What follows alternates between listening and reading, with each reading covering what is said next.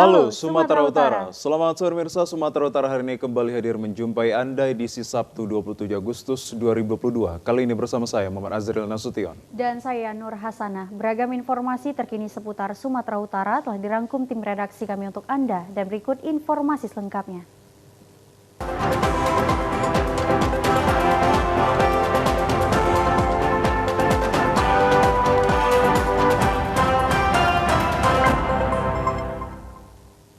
Pemirsa, di informasi yang pertama, sidang kasus kerangkeng manusia milik Bupati Langkat nonaktif terbit rencana perangin-angin kembali digelar di Pengadilan Negeri Stabat.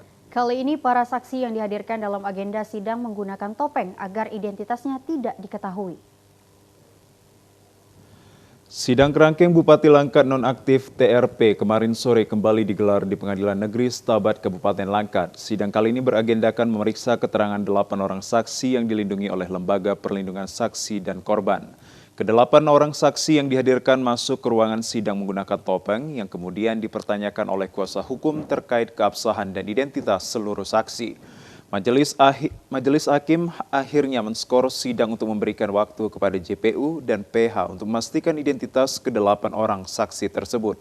Dalam kesaksiannya, seorang saksi berinisial H mengatakan melihat kedatangan korban tewas almarhum Saryanto Ginting ke lokasi kerangkeng pada Juli 2021 lalu.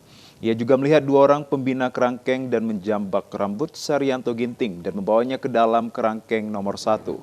Saksi juga mendengar adanya pemukulan dengan menggunakan selang, namun tidak melihat langsung siapa yang memukul dan siapa yang dipukul. Kuasa hukum dari 8 orang terdakwa Mangapul Silalahi mengatakan bahwa pihaknya keberatan terkait saksi yang menggunakan topeng saat persidangan yang dianggapnya tidak memiliki dasar hukum dalam proses persidangan, serta sejumlah keterangan saksi yang tak sesuai BAP penyidik. Ada diskresi untuk dalam undang-undang TPPU karena dianggap itu di luar. Ini kan undang-undang TPPU kan undang-undang yang dikhusus untuk tindak pidana tertentu ini kan. Pertanyaannya adalah saksi dihadirkan untuk kasus TPPU atau kasus 170. Berbeda dalam pemeriksaan saksi seperti yang diatur KUHAP. Iya, kita akuin itu. Misalnya berada di tempat telekonferensi. Nggak ada topeng, bos. Berarti ada kecurigaan abang dengan saksi ini? Sejak awal kami sudah curiga dengan LPSK.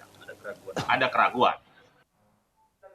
Sementara itu terkait kasus kerangkeng ini ditetapkan 8 orang tersangka, diantaranya anak Bupati Langkat nonaktif, DP, dan rekannya HS yang didakwa oleh Jaksa Penuntut Umum dengan pasal penganiayaan yang mengakibatkan kematian terhadap Saryanto Ginting, warga Kecamatan Sebingai. Sidang ini dilaksanakan secara daring dengan terdakwa yang berada di Lapas Tanjung Gusta Medan.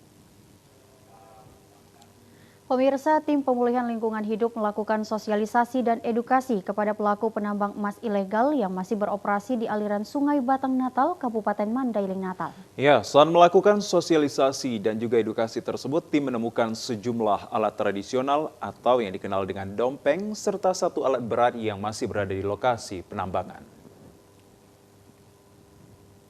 Menanggapi keluhan masyarakat yang berada di aliran Sungai Batang Natal karena kondisi sungai masih tercemari akibat aktivitas penambangan emas ilegal, tim pemulihan lingkungan hidup Kabupaten Mandailing Natal melakukan sosialisasi dan edukasi serta teguran kepada masyarakat di wilayah penambangan emas tanpa izin di Kecamatan Batang Natal dan Kecamatan Linggabayu.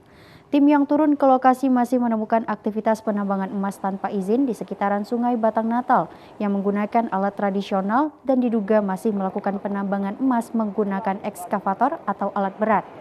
Ketua Tim Pemulihan Lingkungan Hidup Sahnan Batubara mengatakan, bagi penambang yang tidak mengindahkan himbauan, kita akan lakukan tindakan tegas sesuai dengan hukum yang berlaku. Pengawasan ini akan terus dilakukan melalui pihak desa dan kecamatan agar terus meninjau ke lokasi-lokasi yang dijadikan tempat penambangan. Tahapan yang memang kita lakukan di tim, setelah kita sudah nanti beberapa kali sosialisasi, edukasi atau barangkali penertiban namanya, kalau juga mereka tidak mengindahkan ini, ya apa boleh buatlah, kita akan melakukan penindakan. Itu ditemukan tadi oleh tim, itu kan tidak beraktivitas tadi. Tetapi kita sudah juga ingatkan tadi, jangan lagi sekali-kali beraktivitas, melakukan penambangan ini, terutama alat berat ini. Kalau juga mereka ini akan lakukan, tidak mengindahkan apa yang kita sampaikan ini, ya apa boleh buat. kita akan ke penindakan. Tim yang melakukan sosialisasi dan edukasi kepada masyarakat penambangan ini masih menemukan 1 unit alat berat yang sedang diparkirkan di salah satu kebun warga. Diduga kegiatan penertiban ini bocor kepada pelaku penambang emas tanpa izin. Sementara itu di sorotan lainnya pemirsa, antrian panjang truk-truk angkutan barang terus terlihat di sejumlah SPBU di Kabupaten Deli Serdang. Para sopir truk ini harus rela mengantri berjam-jam untuk mendapatkan BBM jenis solar. Seperti inilah suasana di lokasi stasiun pengisian bahan bakar atau SPBU di Jalan Lintas Medan Tebing Tinggi di Kecamatan Tanjung Morawa, Kabupaten Deli Serdang. Terlihat masih saja terus terjadi kepadatan truk untuk mengantri mengisi bahan bakar jenis solar. Menumpuknya kendaraan di SPBU ini dikarenakan pasokan BBM jenis solar di SPBU lain kosong. Para sopir truk harus rela mengantri berjam-jam agar dapat kebagian BBM jenis solar. Karena BBM jenis solar bersubsidi yang mampu dibeli para sopir truk, jika kendaraannya diisi dengan bahan bakar jenis solar non-subsidi, maka sopir truk akan merugi. Salah seorang sopir truk, Irawan, mengatakan untuk mendapatkan BBM jenis solar di SPBU ini harus mengantri selama 2 jam lamanya. Jika perjalanan dilanjutkan tanpa mengisi BBM, maka truk akan mogok di tengah jalan. BBM solar. BBM solar ya? Ah, udah berapa jam abang? Kurang lebih 2 jam. 2 jam? Iya. Nah ini para sopir di sini bang, merasakan kelangkaan solar ini sudah berapa lama? Kurang lebih sebulan. Sebulan ya? Ya kadang kalau nggak dapat di SPBU, eceran lah. Ya dapatnya kalau memang solar ini mau dinaikkan harganya ya cepat dinaikkan agar nggak sulit lah. Kan gitu. Kalau memang langka ya gimana, pemerintah lah yang nanggulanginya gimana kan. Sementara itu, para sopir truk berharap kelangkaan BBM jenis solar harus mendapat perhatian pemerintah karena lamanya antrian untuk mengisi BBM akan menyebabkan terhambatnya penyaluran barang-barang ke wilayah yang lain. Pemirsa, peristiwa kecelakaan lalu lintas terjadi antara 2 unit sepeda motor di Jalan Raya Lintas Kabanjahe Kutacane di Kabupaten Karo. Ya, pengendara sepeda motor tersebut mengalami luka parah dan kritis saat dievakuasi ke rumah sakit.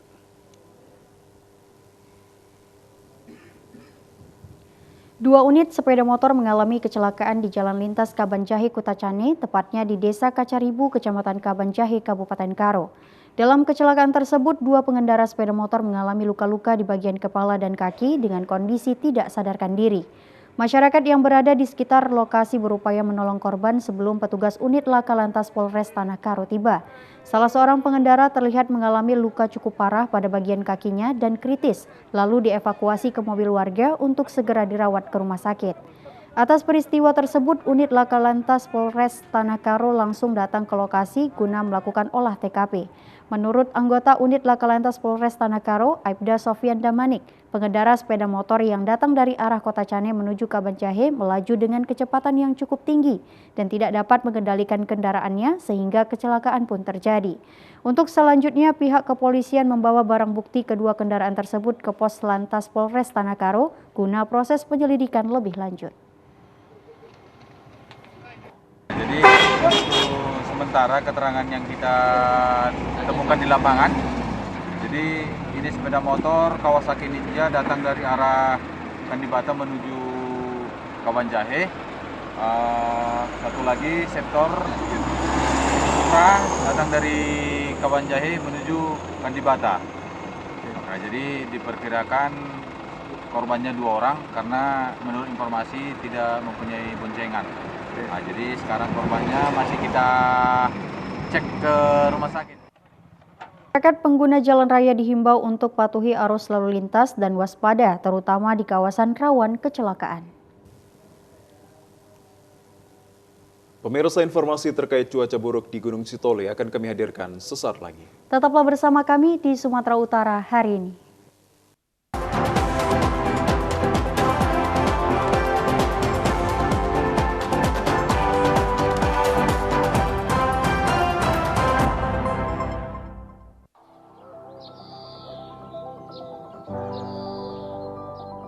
dalam rangka memfasilitasi penduduk yang kesulitan memohon pelayanan induk pada hari kerja, kami di Dukcapil Kota Medan buka lebih lama, dari hari Senin hingga hari Jumat, dari jam 8 pagi sampai jam 8 malam, dan di hari Sabtu dari jam 9 pagi sampai jam 1 siang. Mari mengurus dokumen kependudukan kita karena itu penting. Iklan layanan masyarakat ini dipersembahkan oleh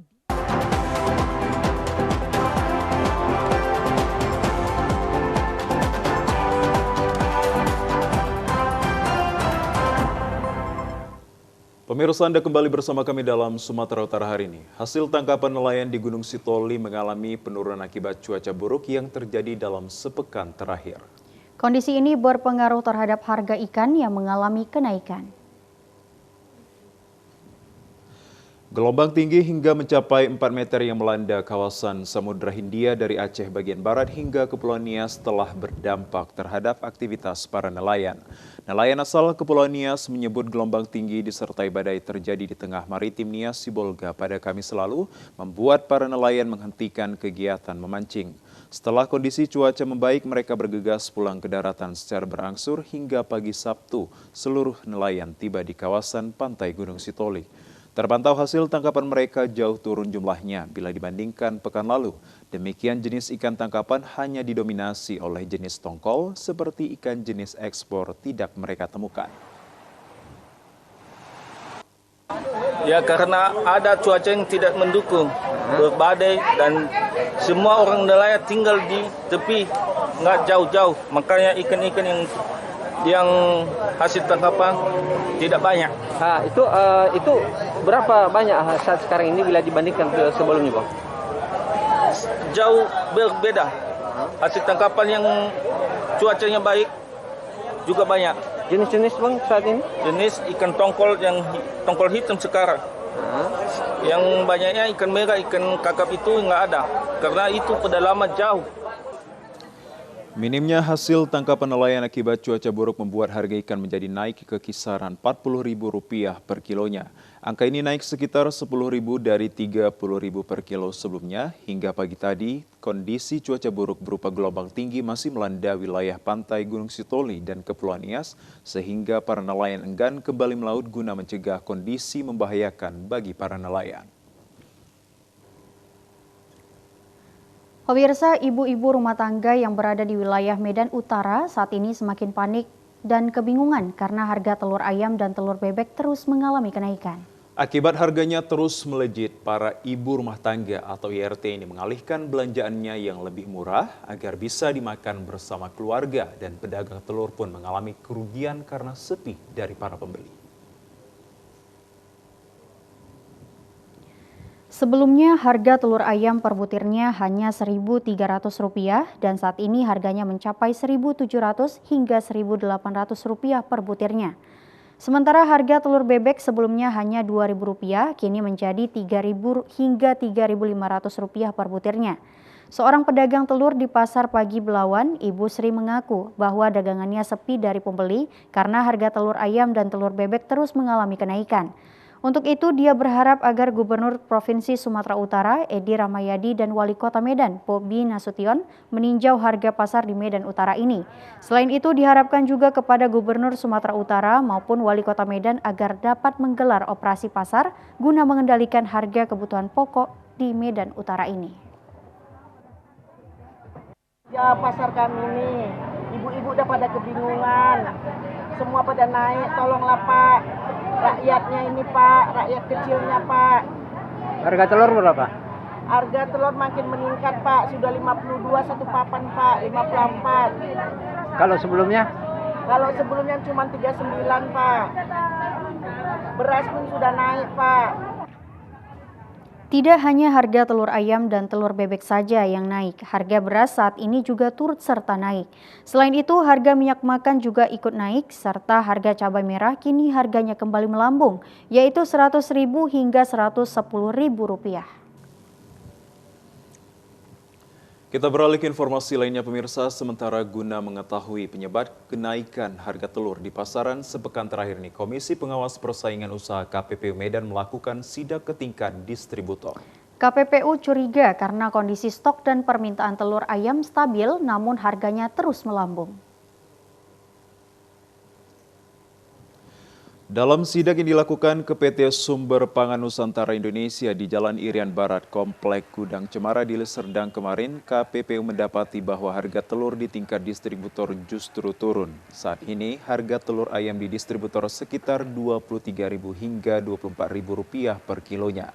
Selisih harga Rp500 dari pekan lalu, Kepala Kanwil 1 KPPU Medan Rido Pamungkas mengungkapkan selama ini permintaan dan pasokan mereka stabil dan harga di 1 minggu terakhir justru mengalami penurunan dan ini menjadi pertanyaan mengapa di pasaran justru harganya naik. Melihat kejanggalan tersebut, Rido mengatakan akan terus mendalami penyelidikan dari tingkat produsen. Rido mengatakan untuk Kota Medan sendiri membutuhkan sebanyak 2.500 ton telur per bulannya. Sedangkan suplai dari peternak telur di Kota Medan sebanyak 9.000 ton per bulan. Oleh karena itu kenaikan harga tersebut di pasar menjadi kecurigaan bagi KPPU. Rido menjelaskan bila kenaikan harga disebabkan karena pengaruh pandemi yang sudah melandai sehingga permintaan meningkat, ternyata dari keterangan yang didapat distributor justru tidak ada peningkatan permintaan. Selain itu, Rido juga mengatakan bahwa bansos pemerintah tidak ada sangkut pautnya dengan lonjakan harga telur saat ini. Terkait hal ini, Rido akan memanggil Direktur PT Sumber Pangan Nusantara Indonesia untuk penjelasan lebih rinci terkait data permintaan dan penyaluran telur di perusahaan distributor tersebut pada Senin depan.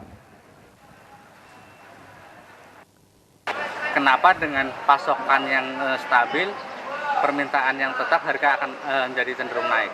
Kita belum tahu karena memang kalau tadi dicek di sini memang tidak ada permintaan dari luar daerah. Tapi pasar kan harus kita lihat nanti di peternaknya seperti apa. Apakah memang penjualan keluar daerah juga mempengaruhi harga? Kalau kita bicara kerjasama antar daerah kan pasti daerah akan mempengaruhi harga di suatu daerah. Kalau Kota Medan sendiri memang informasinya kebutuhan untuk telur itu per bulan ya sekitar 2.500 ton. Sementara suplainya sekitar 9.000. Artinya dari sisi itu seharusnya tidak ada kenaikan harga. Sebelumnya diberitakan harga telur di pasaran di Sumatera Utara mulai naik. Saat ini rata-rata harga telur di angka Rp27.000 hingga Rp28.000 per kilogram.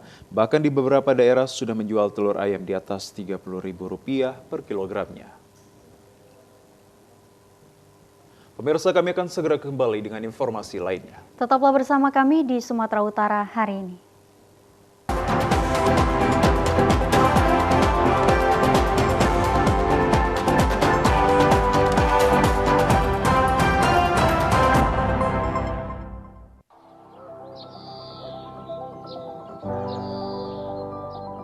Dalam rangka memfasilitasi penduduk yang kesulitan memohon pelayanan induk pada hari kerja, kami di Dukcapil Kota Medan buka lebih lama, dari hari Senin hingga hari Jumat, dari jam 8 pagi sampai jam 8 malam, dan di hari Sabtu dari jam 9 pagi sampai jam 1 siang. Mari mengurus dokumen kependudukan kita karena itu penting. Iklan layanan masyarakat ini dipersembahkan oleh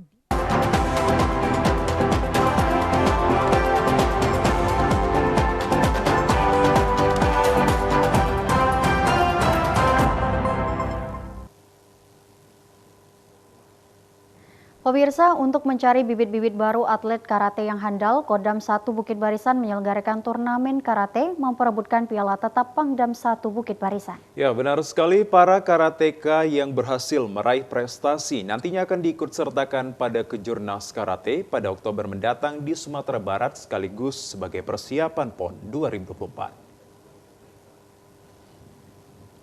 Pangdam 1 Bukit Barisan, Majen TNI Hamad Daniel Kardin membuka Kejurda Funakoshi Karate Do Indonesia yang kedua. Kali ini diselenggarakan di Gedung Olahraga Mini Disporasu, Jalan Pancing Medan pagi tadi. Kejurda dilaksanakan selama 2 hari, diikuti 415 atlet dari 30 kontingen daerah se-Sumatera Utara. Adapun kelas yang dipertandingkan, usia dini putra-putri umur 6-9 tahun kata perorangan dan komite, Kelas pemula umur 10-11 tahun kata perorangan, beregu dan komite. Kelas pemula 12 tahun sampai 13 tahun kata perorangan, beregu dan komite. Kelas kadet umur 14 sampai 15 tahun kata perorangan, beregu dan komite. Kelas junior 16 sampai 17 tahun kata perorangan, beregu dan komite. Kelas senior umur 18 sampai 24 tahun kata perorangan, beregu dan komite. Kelas veteran umur 24 tahun ke atas kata perorangan dan kelas bebas. Pangdam 1 Bukit Barisan Maijen TNI Ahmad Daniel Kardin mengatakan, olahraga bela diri karate sudah berkembang dan semakin digemari di Indonesia termasuk di Sumatera Utara. Pangdam mengharapkan melalui turnamen ini dapat menciptakan pola pembinaan yang berkesinambungan dengan keterlibatan seluruh komponen sehingga melahirkan atlet-atlet karate yang handal dan mampu meraih prestasi di tingkat daerah, nasional maupun internasional. Kepada para karateka juga diharapkan dapat bertanding dengan sportif, menjunjung tinggi semangat fair play, jujur dan mentaati semua ketentuan yang berlaku dan menghargai setiap keputusan wasit. Ini bagian dari kejuaraan daerah yang mempersiapkan atlet-atlet kita nanti untuk ikut ke Kejurnas bulan depan. Sekitar Oktober nanti ada Kejurnas di Sumatera Barat. Dan ini kita persiapkan mereka untuk menjadi atlet-atlet mewakili atlet karateka Sumatera Utara. Dan ini sudah berjalan dan kita harapkan ini akan terus berjalan dan kita sudah mewacanakan ini kita masukkan menjadi agenda Forki Sumatera Utara, sekaligus juga ini menjadi agenda di Kodam 1 Bukit Barisan. Menjadi olahraga di kehidupan tentara itu ada organisasi yang kita bentuk. Dan dari organisasi ini masing-masing nanti mereka mempunyai program. Seperti yang lalu kita sudah melaksanakan turnamen basket, turnamen tenis, kemudian sepak bola sudah juga. Saat ini sedang Liga Santri untuk level Angkatan Darat dan ke depan akan kita hidupkan kembali dengan cabang-cabang yang lain. Pada kesempatan tersebut, Pangdam 1 Bukit Barisan mendapat sabuk hitam kehormatan dari Ketua PB Dewan Funakosi Edi Santoso. Kita menuju ke informasi lainnya, pemirsa. Berbagai lapisan masyarakat menyatakan Lembaga Penyiaran Publik LPP TVRI pada hari ulang tahun ke-60 tahun 2022 agar selalu konsisten dalam menggali dan mengembangkan serta mengemas acara yang mau disuguhkan kepada para pemirsa yang juga dilatar belakangi dengan adanya edukasi sebagai televisi pemersatu bangsa. Dan bagaimana tanggapan berbagai lapisan masyarakat terhadap tayangan LPP TVRI? Berikut tanggapannya. Karena setahu saya TVRI ini adalah TVRI siaran yang paling lama di Indonesia. Untuk itu saya mengharapkan untuk lebih majunya TVRI ini kita tingkatkan kualitas SDM-nya dengan melaksanakan pelatihan atau workshop agar TVRI lebih baik dan lebih jaya.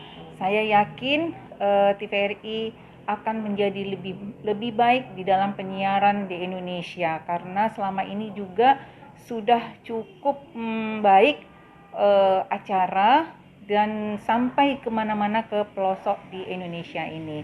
Semoga TVRI menjadi suatu pemberitaan yang dinanti-nantikan oleh masyarakat Indonesia umumnya. Saya bangga punya TVRI sebagai warga Indonesia karena apa?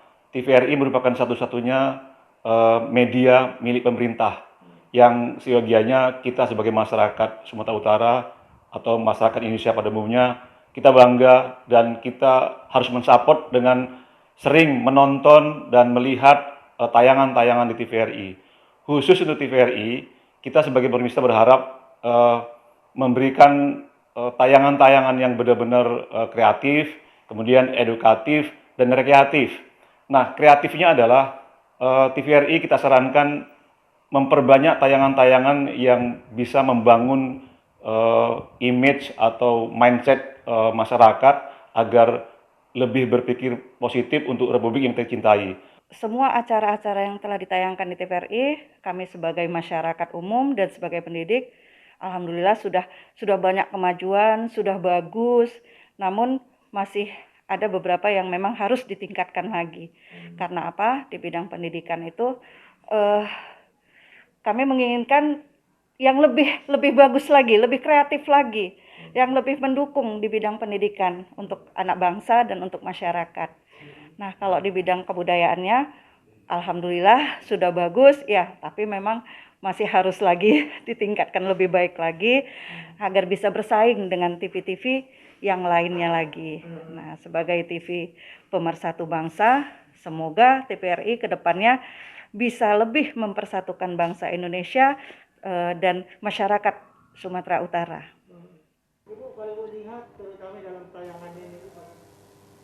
Keinformasi lainnya pemirsa, ratusan umat Islam se-Sumatera Utara kemarin siang memadati asrama Haji Medan untuk menghadiri Kongres Umat Islam kedua yang dilaksanakan selama 3 hari. Kongres Umat Islam dihadiri para tokoh nasional dan Sumatera Utara bersatu untuk menyatukan umat dalam membangun bangsa menuju masa depan Indonesia maju yang sejahtera.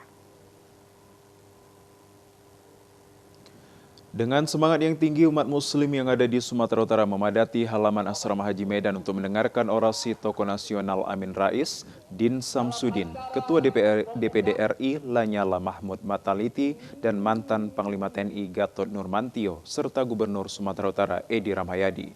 Masa yang hadir dari berbagai ormas Islam di Sumut menginginkan satu pemahaman umat dengan situasi yang berkembang saat ini untuk mengokohkan ukhuwah Islamiyah, memahami konsep persaudaraan membangun bangsa.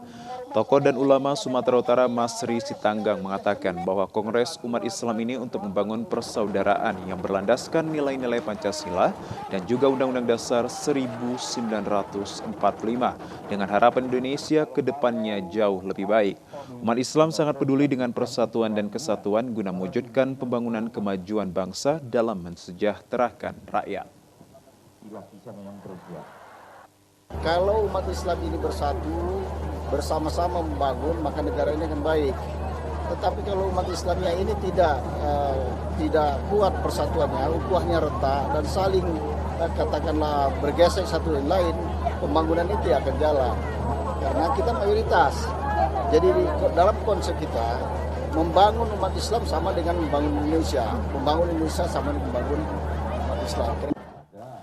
Sementara itu, kepedulian yang dibangun melalui ukhuwah Islamiyah ini diharapkan mampu terwujudnya persatuan dan kesatuan guna membangun bangsa Indonesia maju yang sejahtera. Pemirsa, Perguruan Hajah Hikmatul Fadilah kembali mengadakan kegiatan lomba manasik haji ke-27 tahun ini. Kegiatan dilakukan di kawasan gedung LPP Agro Nusantara Medan, Jalan Pancing Medan yang diikuti 1.200 siswa dari tingkat taman kanak-kanak hingga sekolah menengah pertama perguruan tersebut pagi tadi. Ketua Yayasan Datuk Hajah Hikmatul Fadilah mengatakan tujuan diadakan manasik haji adalah untuk melatih peserta didik agar mengenal lebih detail tentang kegiatan haji yang sebenarnya. Karena haji adalah bagian dari rukun Islam sehingga peserta didik ke depan mempunyai keinginan kuat untuk bercita-cita menunaikan ibadah haji yang sebenarnya di Tanah Suci. Lomba manasik haji ini sebagai bentuk pembelajaran outdoor sebagai tindak lanjut dari konsep materi yang telah diberikan di dalam kelas. Lebih lanjut, Datuk Hajah Hikmatul Fadilah mengatakan kegiatan lomba manasik haji ini agar para siswa dapat lebih memahami hakikat dari pelaksanaan haji yang dilakukan dan lebih menanamkan pemahaman ajaran Islam melalui lomba manasik haji ini dapat tercipta generasi Qur'ani yang soleh dan soleha ke depannya. Supaya anak-anak kita paham dan mengerti. Ini adalah penting bagi anak-anak karena ini adalah rukun Islam yang kelima, naik haji bila mampu. Jadi sejak dini anak-anak sudah kita ajari untuk bacaan manasik haji. Insya Allah nanti mereka sudah dewasa ataupun masih sekarang ini SMP, SD, TK dibawa orang tuanya untuk pergi umroh ataupun haji, mereka sudah tahu baca-bacaannya. Nah, inilah pentingnya kita sekolah-sekolah membuat kegiatan-kegiatan yaitu kegiatan manasik haji. Ketua MUI Kota Medan Dr. Hasan Matsum dalam sambutannya memberikan apresiasi yang luar biasa kepada Perguruan Hikmatul Fadilah yang sudah berpartisipasi dalam pelaksanaan lomba manasik haji untuk meningkatkan kualitas ibadah khususnya dalam upaya mempersiapkan diri saat naik haji sebagai rukun Islam kelima. Atas nama pemerintah, pihaknya mendoakan agar Perguruan Hajah Hikmatul Fadilah lebih baik ke depan dalam segi pembelajaran Islam. Lomba manasik haji ini merupakan tahun ke-27 dari 32 tahun keberadaan perguruan tersebut. Penilaian dimulai dari kekompakan hingga bacaan niat dan doa. Penilaian dilakukan di tahap rangkaian manasik haji. Di tiap lokasi ada kriteria penilaian sendiri, mulai dari berniat dan memakai ihram, tawaf, sa'i, tahallul awal, sampai melontar jumrah. Tiap kategori tingkatan akan diambil pemenang dengan hadiah berupa uang pembinaan, bingkisan, dan juga sertifikat. Ini dalam rangka memberikan semangat kepada mereka untuk berfastabiqul khairat. Mereka berlomba-lomba untuk mencapai kebaikan, mendapatkan kebaikan. Dalam kaitan ini, yaitu kebaikan memahami tata cara melaksanakan ibadah haji. Nanti setelah mereka dewasa, kita yakin bahwa ibadah manasik haji yang mereka pelajari hari ini akan terus tertanam dan menjadi sesuatu yang mereka rindukan untuk melaksanakan ibadah haji pada masa mereka telah dewasa nanti. Pemirsa, dalam rangka menyemarakan hari ulang tahun ke-77 Proklamasi Kemerdekaan Republik Indonesia, PWI Sumatera Utara menyelenggarakan lomba baca puisi di kantor PWI Jalan Adinegoro. Ya, lomba baca puisi yang dibuka Ketua PWI Sumatera Utara, Varianda Putra Sinik, diikuti oleh 62 peserta dari berbagai kalangan. Ketua Panitia Lomba Baca Puisi Idris Pasaribu menjelaskan materi lomba terdiri dari 1 puisi wajib, Kerawang Bekasi, karya Khairil Anwar, dan 1 puisi pilihan diantaranya berjudul Senja di Pelabuhan Kecil. Ketua PWI Sumut Varianda Putra Sinik mengatakan bahwa karya sastra Khairil Anwar sesungguhnya patut dijadikan inspirasi jurnalis di era sekarang agar produk jurnalistik yang dihasilkan bisa lebih berkualitas dan juga bermakna. Dikatakan seniman memiliki andil besar dalam merebut kemerdekaan Republik Indonesia dan juga seniman memberi spirit dan semangat juang kepada aktivis kemerdekaan. Dipilihnya lomba puisi karya Khairil Anwar karena karya sastranya telah memperkaya hasanah tulisan para jurnalis. Varianda Putra Sinik berharap lomba baca puisi yang dirangkai dengan hari lahir ke-100 tahun Khairil Anwar dapat mengunggah pemerintah dan juga masyarakat untuk lebih mengenang jasa sastrawan Khairil Anwar. Kita tahu banyak seniman dan budayawan yang ada di Sumatera Utara, khususnya Kota Medan. Dalam kesempatan ini PWI membuka atau melaksanakan lomba untuk mencari bibit-bibit seniman dan budayawan yang terbaik. Ya, mudah-mudahan bisa kita usulkan atau kita majukan untuk kegiatan yang sifatnya lebih tinggi lagi. Dalam kegiatan ini nantinya akan mengakhirlah seniman-seniman yang handal dari seniman baca puisi yang handal dari Sumatera Utara atau Kota Medan. Dan mudah-mudahan acara ini bisa kita laksanakan, kita gelar setiap tahun. Kemudian ke depan nanti kita minta Bapak Gubernur untuk kasih Gubernur atau Bapak Pangdam atau Bapak Kapolri. Pemirsa, dalam rangka memperingati hari ulang tahun IPK ke-53, DPD IPK Kabupaten Toba melaksanakan kegiatan bakti sosial dengan menggelar vaksinasi dan juga pembagian sembako kepada masyarakat. Ya, kegiatan bakti sosial ini dilaksanakan di Mes Pemprov Sumatera Utara di Jalan DI Panjaitan, Kelurahan Napitu Pulu, Kecamatan Balige, Kabupaten Toba.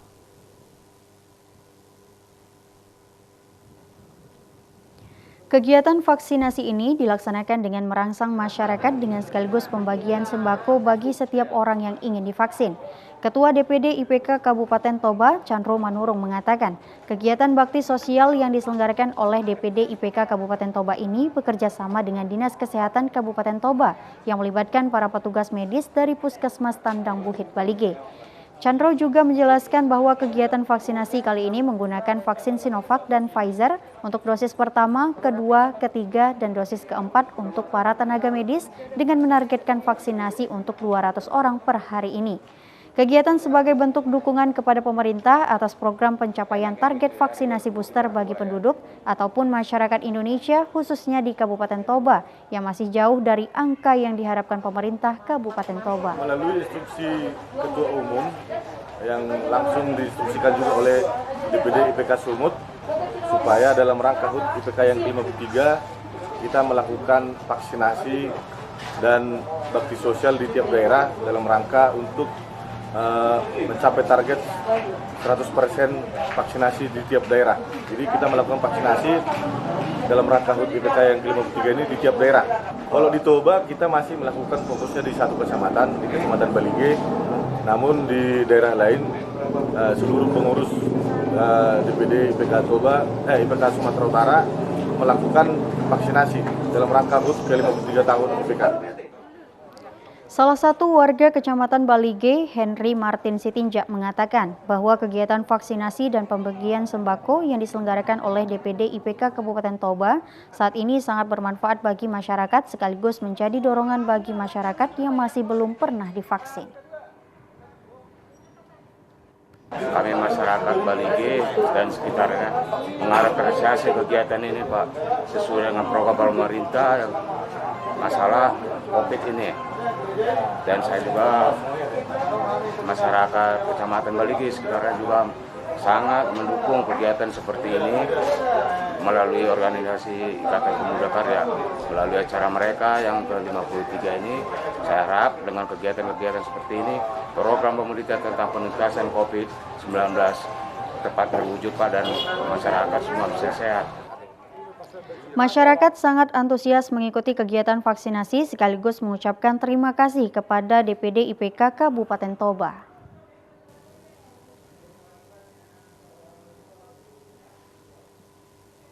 Pemirsa, beragam informasi menarik dan aktual lainnya akan kami hadirkan sesaat lagi. Untuk itu, tetaplah bersama kami di Sumatera Utara hari ini.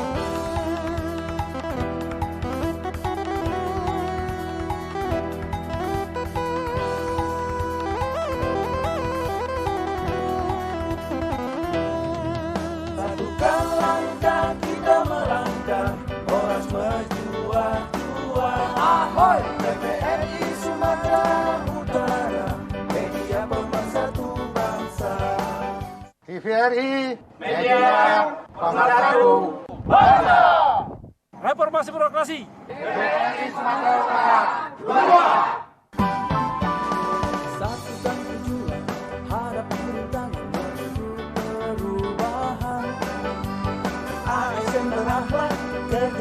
Hati untuk Sumatera Utara, satukan langkah kita melangkah, poros berjuang dua. Ahoy, TVRI Sumatera Utara, media pemersatu bangsa.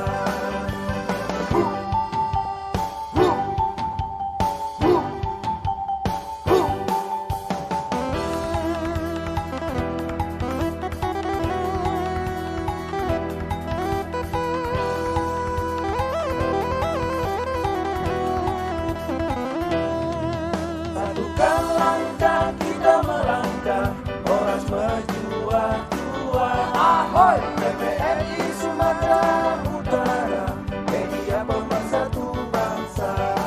Saatnya kita berubah, poros berjuang dua. Ahoy, poros berjuang dua.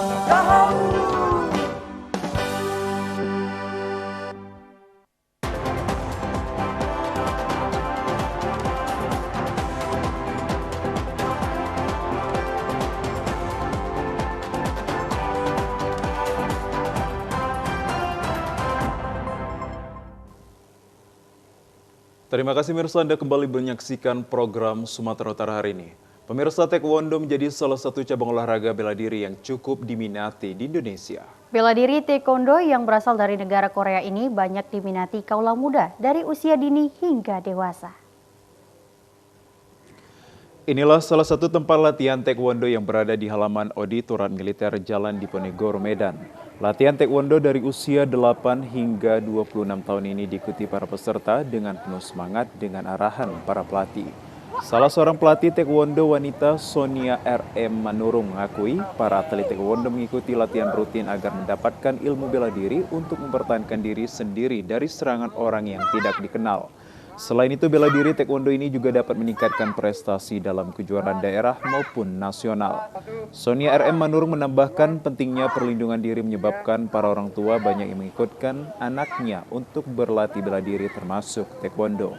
Bela diri taekwondo sama dengan bela diri lainnya, namun taekwondo memiliki jurus andalan berupa kuda-kuda yang membuat lawan ataupun musuh tidak mudah menebak serangan tersebut.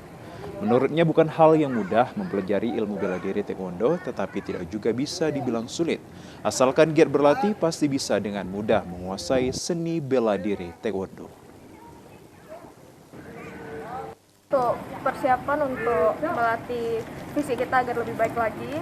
Setelah itu kita juga mempersiapkan diri untuk ujian kenaikan tingkat dan juga untuk mempersiapkan kalau misalnya ada kejuaraan, jadi kita juga latihan untuk itu, untuk mempersiapkan diri untuk kejuaraan. Harapannya taekwondo di sini tuh bisa berkembang lebih pesat, terus bisa dikenal lebih banyak orang lagi, jadi banyak yang mau masuk latihan di sini. Masih terima nggak untuk? Masih. Yeah. Untuk latihan masih terima. Pemirsa, salah satu tradisi yang sangat dikenal dari Kepulauan Nias adalah Fahombo Batu atau lompat batu yang memiliki ketinggian 2 meter.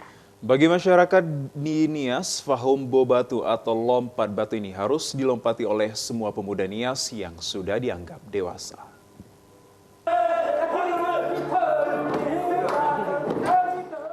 Bagi masyarakat di Kepulauan Nias, khususnya Nias Selatan, seorang pria yang sudah berhasil melakukan lompat batu, maka ia dikatakan matang secara fisik dan kelak akan menjadi Samui Mbanua, di mana ketika terjadi konflik dengan warga desa lain, ini merupakan modal untuk setiap pemuda. Saking prestisiusnya tradisi ini, pemuda yang berhasil melompati batu, biasanya orang tuanya akan menyembelih beberapa ternak sebagai bentuk rasa syukur atas keberhasilan putranya. Menurut sejarah, Fahombo pertama kali muncul karena seringnya terjadi peperangan antar suku di tanah Nias. Kala itu setiap kampung memiliki bentengnya masing-masing. Untuk memenangkan peperangan, setiap pasukan harus memiliki kemampuan untuk melompatinya.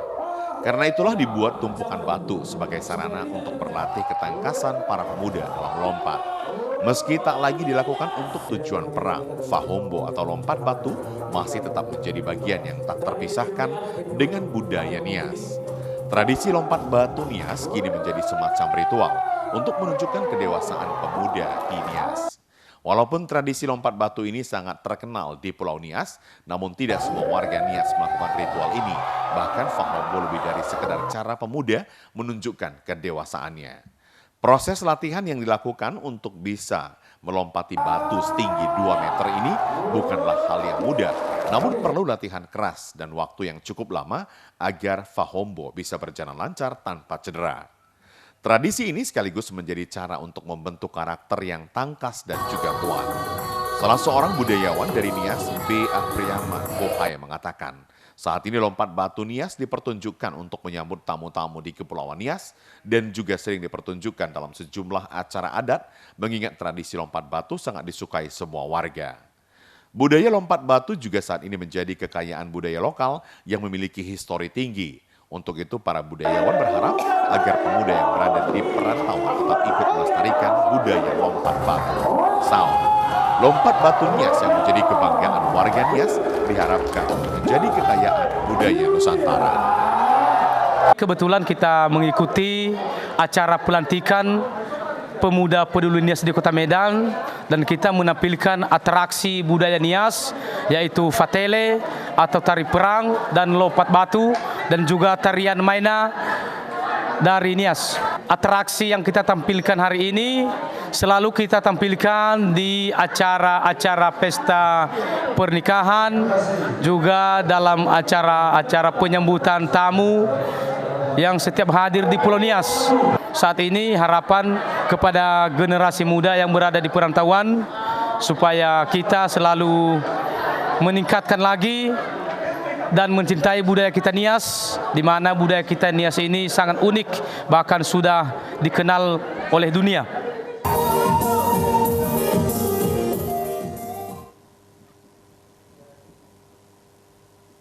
Nah pemirsa, bagi Anda yang pecinta wisata, tahukah Anda bahwa berwisata di bawah rindangnya pohon bambu merupakan nuansa rekreasi baru yang saat ini banyak diminati oleh masyarakat? Berada di lereng Taman Nasional Gunung Leuser dan perbatasan langsung dengan Taman Hutan Raya Tanah Karo, membuat lokasi wisata ini semakin memiliki nilai tambah karena kesejukan udaranya. Ya, pemirsa, salah satu destinasi konservasi alam yang menarik di Desa Telaga, Dusun Pamah Simelir, Kabupaten Langkat adalah Jendela Bambu Lauser. Kenapa dikatakan Jendela Bambu Lauser? Karena tempat ini masih berada di kawasan Taman Nasional Gunung Leuser. Nah, di hamparan bambu yang begitu luas di sini dikelola dengan baik dan kemudian disediakan juga tempat beristirahat dan penginapan bagi para wisatawan yang hendak menikmati wisata alam Taman Nasional Gunung Leuser. Seperti apa keindahan di dalamnya? Yuk, ikuti saya.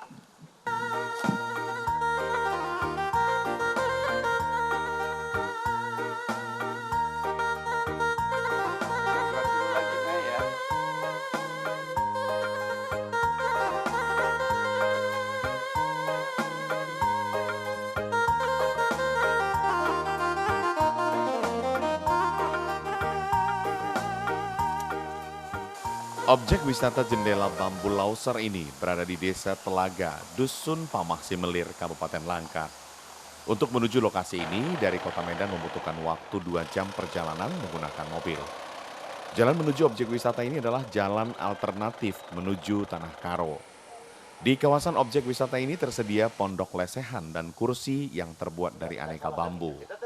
Pengelola objek wisata Purnama Ginting mengaku konsep pengelolaan wisata bambu ini adalah konservasi alam, di mana saat ini pohon bambu dilindungi tanpa diperjualbelikan lagi. Selain itu, mengusung konsep konservasi alam, pengelola juga menambah pohon lainnya di sekitar lokasi wisata untuk dapat menambah keasriannya. Saat ini lokasi wisata ini menjadi perhatian dari penggiat lingkungan karena memberikan dampak baik bagi masyarakat sekitar. Meski masih dalam tahap pembenahan, namun animo masyarakat untuk berwisata ke lokasi ini sangat tinggi, terbukti jika pada hari libur Sabtu dan Minggu jumlah pengunjung mencapai ratusan orang. Untuk setiap pengunjung dikenakan tarif masuk Rp10.000 dan untuk kendaraan dikenakan parkir dengan harga yang sangat murah. Purnama mengaku meski pengelolaannya masih dilakukan sendiri, namun ia yakin dalam waktu dekat dapat membangun penginapan yang terbuat dari rumah bambu dengan mendatangkan arsitek dari daerah Kalimantan. Konsep rumah dan pondok bambu yang akan dibangun di kawasan ini mampu menarik perhatian masyarakat lebih besar lagi untuk berwisata ke lokasi ini. Awalnya kami membuka atau berpikir untuk membuka lokasi ini atau yang kami sebut sekarang Jendela Bambu Lauser ini karena kami melihat komunitas bambu di Desa Telaga ini sudah sangat jauh berkurang. Kenapa jauh berkurang? Karena harga jual bambu semakin hari semakin tidak mencukupi kebutuhan masyarakat. Malah sebagian masyarakat sudah menganggap bambu ini sebagai hama. Jadi kami berpikir bagaimana bambu ini selamat dan masyarakat bisa sejahtera. Ya, salah satu yang kami pikirkan adalah jadikan kebun bambu ini menjadi salah satu destinasi wisata. Dan sejauh ini walaupun berjalan secara berlahan tapi sudah mulai menunjukkan keberhasilan. Jadi tujuan kita membuka wisata Jendela Bambu Lauser ini adalah sebagai wisata konservasi edukasi. Bagaimana kita bisa menyelamatkan lingkungan dan mengedukasi masyarakat untuk bisa menyelamatkan lingkungan. Dan sebab konsep atau tema yang kami bawa adalah sejahterakan masyarakatnya, baru selamat alam kita.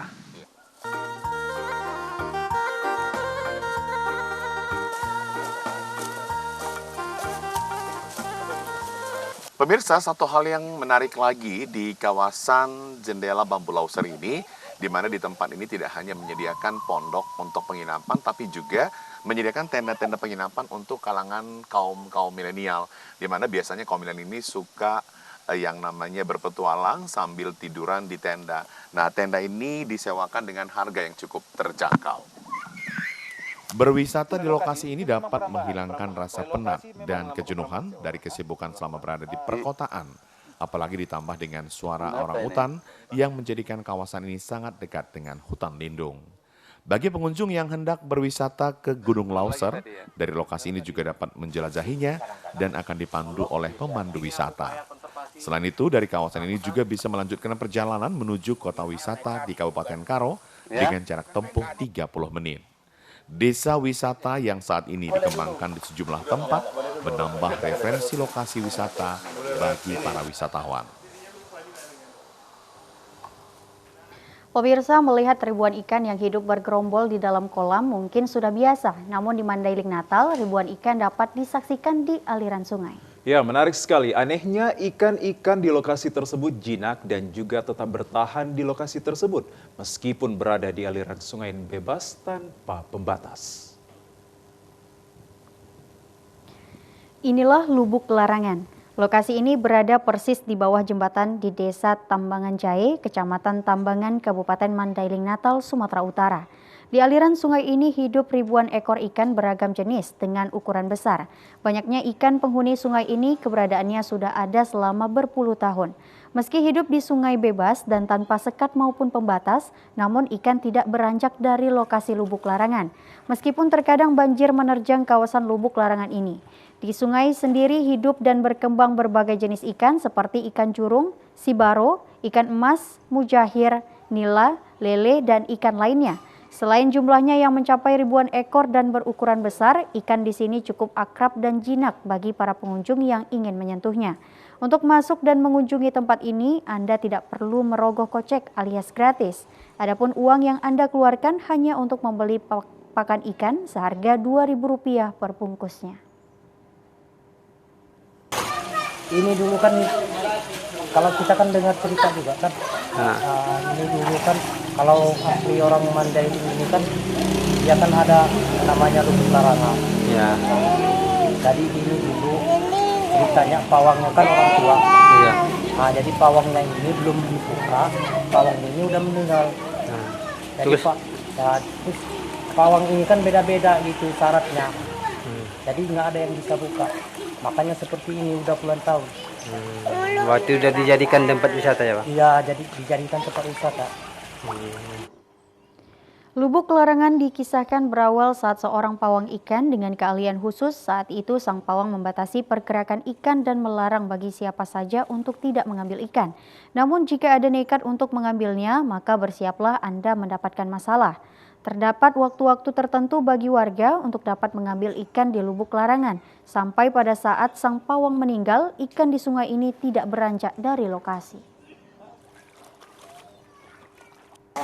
Ada orang yang memang mempunyai kemampuan lebih ya.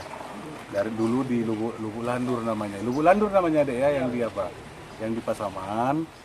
Jadi beliau melihat tempat ini sangat memungkinkan untuk dibuat oleh masyarakat di sini yang bersaudara menyetujui untuk dibuat di sini. Kemudian ini dibuat melalui kelebihan yang dimiliki beliau, ini dibatasinya. Jadi ikan hanya berada pada batas ini aja. Walaupun hujan sedang tinggi, artinya air debitnya naik, bahkan saya dengar air debitnya sampai ke sini nih kalau lagi banjir.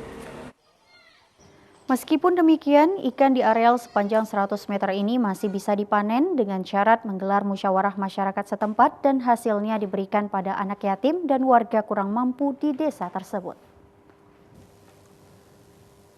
Pemirsa, kita kembali ke Kabupaten Langkat. Bahan daur ulang seperti botol bekas, bungkus pewangi baju, dan bungkus susu yang selama ini kita abaikan ternyata dapat dimanfaatkan. Di tangan ibu-ibu kreatif, barang bekas dan daur ulang tersebut bisa dibuat tas yang unik dan bernilai seni bahkan bernilai ekonomis. Di tangan warga desa Tanjung Ibus, Kecamatan Secangang, Kabupaten Langkat, barang yang biasa tidak berharga ini bisa dijadikan barang unik seperti tas kondangan, tas ke pasar, dan tas untuk anak muda masa kini. Awalnya sekedar mencoba, para kaum ibu muda ini sambil mengisi waktu luang berhasil membuat kreasi tas dari bahan daur ulang. Dengan memotong bagian bungkus pewangi dan bungkus susu, menjalinnya hingga menjadi satu tas yang bernilai ekonomis. Begitu juga dengan botol minuman digunakan hanya beberapa bagian saja untuk dijalin menjadi tas. Harga tas ini bervariasi mulai dari Rp15.000 hingga Rp50.000. Pemasaran tas ini sudah sampai keluar daerah, namun karena keterbatasan modal, para ibu-ibu ini hanya menyiapkan tas berdasarkan pesanan saja.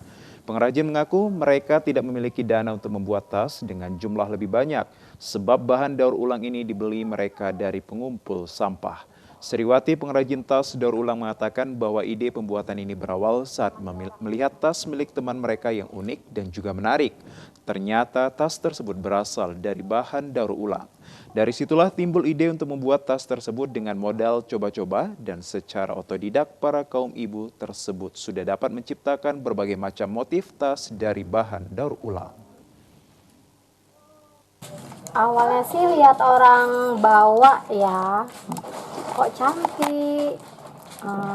Sempet nanya juga sih beli atau gimana, rupanya ternyata orangnya buat sendiri. Jadi cobalah ditanya gimana cara buatnya, ternyata oh gampang kok. Jadi kebetulan ada temen yang memang sebelumnya udah bisa, dari sebelum saya bisa mereka udah bisa duluan. Jadi